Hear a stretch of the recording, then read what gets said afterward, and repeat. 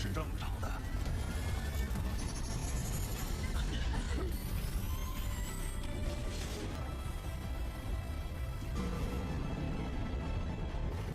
领悟起来，要这是两名不朽之间的交锋。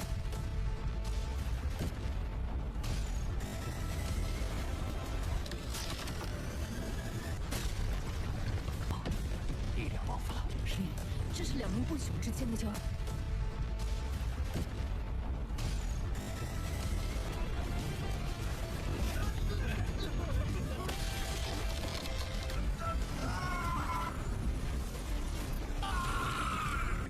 Halo kalian semua, selamat datang di channel Donghua Master. Bagaimana kabar kalian semua? Mimin harap kalian semua baik-baik saja. Dan pada video kali ini kita akan melanjutkan alur cerita dari serial Donghua Soulstar episode ke-143. Dan sebelum kita masuk ke cerita terbaru, mari kita sedikit mengingat cerita sebelumnya. Yang dimana pada cerita sebelumnya, pertarungan untuk memperebutkan juara 2, yaitu pertarungan Lo Feng melawan Long Yun telah dimulai. Yang dalam pertarungan ini, mereka berdua memiliki tujuan mereka masing-masing, yaitu Long Yun memiliki tujuan untuk membuat rasnya tak terlupakan oleh orang-orang, karena dari rasnya sendiri hanya ia yang bertahan hidup akibat planetnya hancur yang tanpa sengaja dihancurkan oleh pertarungan dari dua ranah abadi. Sedangkan untuk Lo Feng, ia berniat untuk mendapatkan wilayah Tianshu agar ia bisa mempelajari teknik jiwa untuk bisa mengalahkan monster Zerg. Yang singkatnya dalam pertarungan itu, Lo Feng dikalahkan oleh Long Yun, membuat Long Yun mendapatkan juara kedua dan Lo Feng harus rela berada di juara ketiga. Dengan ia nantinya hanya mendapatkan ruangan pelatihan dari Tianchu saja. Dan mereka semua telah mendapatkan peringkat mereka masing-masing dan akan siap untuk pergi ke tempat dari ruangan pelatihan markas besar dari Virtual Corporation. Dan itu merupakan inti cerita pada cerita sebelumnya. Kalau gitu pun langsung saja kita masuk ke bagian cerita terbaru. Cerita ini berlanjut dengan diperlihatkan Lo Feng yang sekarang berbicara dengan Hong, yaitu Virtual Hong. Lo Feng memberitahu kepada Hong bahwasanya ia akan segera pergi untuk melakukan pelatihan di virtual alam semesta dalam waktu 100 tahun.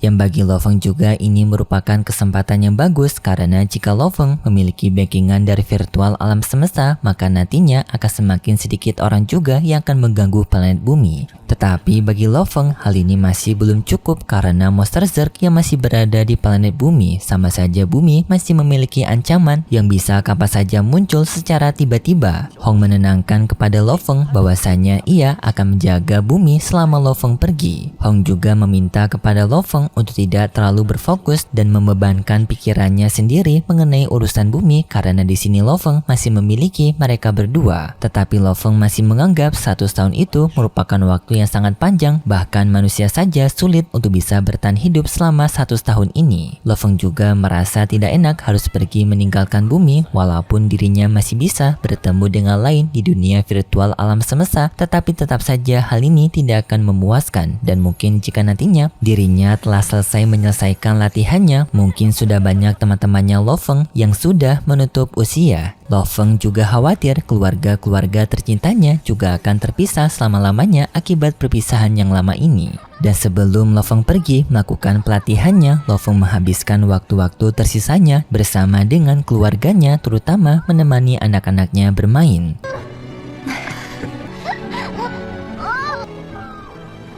Dan juga Lo Feng berbicara mengenai Suxin, mengenai perpisahan mereka yang hal ini sangat berat bagi Suxin, karena pernikahan mereka sendiri telah berlangsung selama 10 tahun, tetapi mereka malah akan berpisah selama 100 tahun. Singkat cerita, setelah menghabiskan waktu bersama keluarganya, tiba waktunya bagi Lo Feng untuk segera pergi menuju ke tempat pelatihannya, yang di sini Lo Feng mendapatkan jemputan dari pesawat luar angkasa. Dalam perjalanan yang panjang ini, di versi novelnya, perjalanan Lo Feng akan menempuh selama 3 tahun, tetapi di versi Donghua-nya tidak terlalu diperjelaskan. Dan dalam perjalanan tersebut, Lo Feng mendapatkan panduan dari Tuan Changbo, yang di sini Tuan Changbo juga telah ditugaskan untuk menjadi pembimbingnya Lo Feng pada perjalanan ini dan juga di virtual alam semesta nanti sebagai perwakilan dari universe Ganwu. Yang lalu pun Tuan Changbo memberikan alat virtual kepada Lo Feng, yang dimana alat virtual ini bisa dibilang sebagai alat khusus untuk menemani pelatihan Lo Feng pada perjalanan ini. ini, yang dimana Tuan Changbo menjelaskan kalau dunia pelatihan yang telah dipersiapkan ini merupakan sebuah dunia pelatihan yang disebut dengan dunia Yuxiang, yang tempat pelatihan ini sangatlah istimewa karena tidak hanya para jenius yang lulus pada ujian sebelumnya yang dapat memasuki dunia ini, tetapi para senior juga melakukan pelatihan di dunia ini juga. Dari ranah bintang, master domain, sampai penguasa sektor juga berada di dunia ini untuk melakukan pelatihan. Yang di sini Lo Feng masih mengidamkan ranah dari master domain, walaupun sekarang monster tanduk emas telah berada di ranah dari master domain, tetapi kekuatan tersebut tidak bisa dibilang sebagai kekuatan Lo Feng karena kekuatan dari monster tanduk emas masih belum bisa untuk bisa menyebarkan kekuatan tersebut di tubuhnya Lo Feng. Jadi Lo Feng masih membutuhkan ranah dari master domain sebenarnya. Di sini juga Lo Feng mendapatkan keuntungan karena telah menjadi anggota inti dari virtual alam semesta, maka Lo Feng akan mendapatkan gaji dari virtual alam semesta, yang di sini kebutuhannya sangat mencukupi bagi Lo Feng untuk bisa mencapai level ke-9.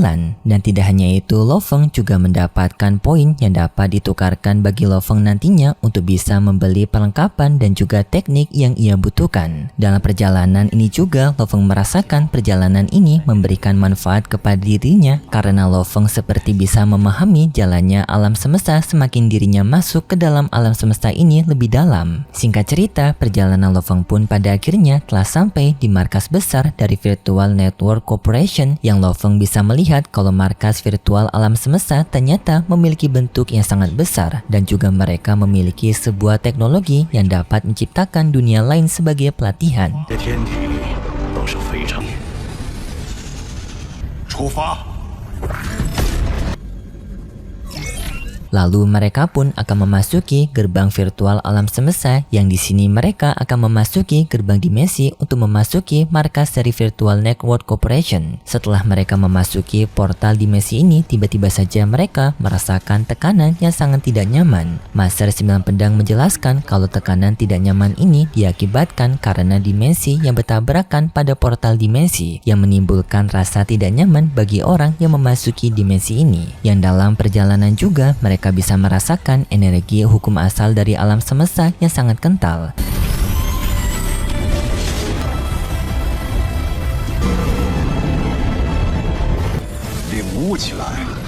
Lalu mereka pun telah bisa melihat wujud sebenarnya dari Virtual Network Corporation yang memiliki bentuk yang lebih megah. Dan juga Master 9 Pedang menjelaskan kalau kota ini merupakan kota yang sangat tua. Kemudian pun Master 9 Pedang menjelaskan kepada semua orang mengenai kota dari Virtual Corporation memiliki nama sebagai kota Chaos, yang di dalam kota Chaos ini memiliki 3 harta karun utama. Pertama, adanya hukum asal alam semesta, dan untuk harta karun kedua merupakan sebuah tempat yang disebut dengan rumah tuan kota, dan untuk harta karun ketiga merupakan luar kota Chaos, yang ini merupakan tempat paling berbahaya dan disarankan untuk tidak pergi menjelajahi tempat itu tanpa izin. Lalu gerbang kota Chaos mulai dibuka, yang setelah gerbang kota Chaos ini dibuka, Lo Feng bersama lainnya bisa merasakan adanya energi hangat yang menyelimuti tubuh mereka. Mereka merasa nyaman dengan energi tersebut, dan setelah itu pun mereka bisa melihat di dalam dari kota Chaos ini. Setelah mereka memasuki kota Chaos, Lo Feng bersama lainnya merasa kagum dengan pemandangan dari kota Chaos dan juga istana dari kota Chaos yang sangat megah, dan juga banyak para senior mereka yang melihat ke arah dari mereka semua sebagai anak baru yang baru pertama kali datang ke kota Chaos. Tetapi di saat mereka menjelajahi kota Chaos, tiba-tiba saja mereka semua berpindah tempat di sebuah tempat yang seperti padang pasir. Dan lalu pun ada penjelasan dari Master 9 Pedang mengenai tempat tersebut, yang dimana tempat ini merupakan tempat yang disebut dengan pagoda keterampilan, yang di sini mereka bisa memilih keterampilan yang mereka mau, yang di sini dari total seluruh keterampilan adanya sampai 57 pagoda keterampilan. Mereka akan mendapatkan manfaat yang sangat besar jika mampu untuk mempelajari dari keterampilan tersebut, tetapi mereka hanya diberikan waktu selama 7 hari untuk belajar di tempat ini, dan mereka juga dilarang untuk memilih lebih dari 1 menara keterampilan. Jadinya mereka hanya diperbolehkan untuk mempelajari 1 menara keterampilan saja, dan sebelum keterampilan itu dipelajari maka mereka dilarang untuk mengambil keterampilan lainnya. Lalu Master 9 Pedang pun menyuruh kepada semua orang untuk segera memilih keterampilan yang mereka mau. Lo Feng mulai mencari keterampilan yang cocok bagi dirinya sampai pada akhirnya Lo Feng menemukan sebuah keterampilan yang disebut dengan Chaos Universe, yang keterampilan ini bagi Lo Feng cocok untuk dirinya karena keterampilannya dapat meningkatkan serangan jarak jauh. Setelah Lo Feng memilih keterampilannya, Lo Feng kembali ke tempat perkumpulan dan bertemu dengan Ron Jun serta Uka, yang di sini mereka berdua juga telah memilih keterampilan mereka masing-masing. Dengan Uka memilih sebuah keterampilan yang memfokuskan dengan senjata kapaknya. Tetapi di saat itu tiba-tiba saja terjadi ledakan di tempat mereka, yang ledakan ini membuat semua orang kaget termasuk Lo Feng, Ron Jun dan juga Uka. Uka mengetahui kalau bentrokan itu terjadi karena adanya pertarungan dari dua makhluk abadi.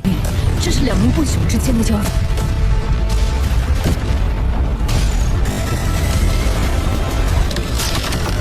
Lo Feng yang mendengar itu pun semakin kaget karena bisa melihat pertarungan dari makhluk abadi secara langsung. Pertarungan dari dua makhluk ini sangatlah dahsyat, pemandangannya seperti pertarungan dari banyak ratusan prajurit yang saling menyerang satu sama lain padahal hanya satu orang saja. Banyak dimensi yang terbelah akibat dua kekuatan dari makhluk abadi ini. Master 9 Pedang yang melihat pertarungan ini merasa kesal karena keributan seperti ini sangat dilarang di kota Chaos mereka, dan hal seperti ini akan langsung diadili oleh pemimpin agung dari kota Chaos mereka, yang setelah itu pun kita diperlihatkan sekilas adanya sebuah telapak tangan raksasa yang mengeluarkan kekuatannya dari genggaman tangan yang seketika membuat dua makhluk abadi itu langsung lenyap oleh sang Master Tuan.